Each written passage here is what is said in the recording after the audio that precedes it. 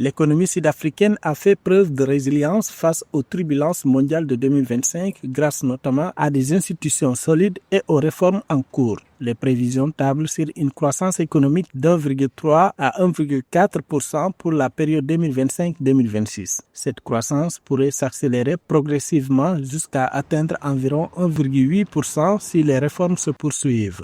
En réponse aux critiques et lors de sa réplique au discours sur l'état de la nation le 20 février 2026, le président Cyril Ramaphosa a réaffirmé son optimisme quant à la voie du redressement. Il a souligné les signes encourageants de reprise économique observés au cours de l'année 2025 et a réitéré son engagement à maintenir cette dynamique.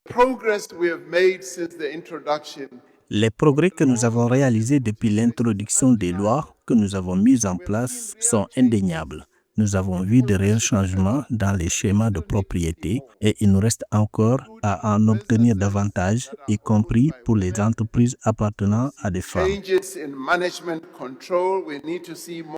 Cyril Ramaphosa a reconnu les défis persistants qui minent l'Afrique du Sud, notamment les 10 millions de personnes sous le seuil de pauvreté alimentaire, les 11 millions de chômeurs et les violences communautaires. Il a souligné que l'objectif principal est déjà de maintenir cette dynamique, de consolider les progrès réalisés et d'assurer une amélioration concrète de la vie de chaque Sud-Africain. Nous avons assisté à l'essor des entreprises et des compétences. Nous devons encourager l'autonomisation économique de ceux qui sont empêchés d'accéder à ces opportunités. Ce n'est pas le moment d'abandonner l'autonomisation économique, en particulier celle des Noirs. C'est le moment de la rendre encore plus efficace.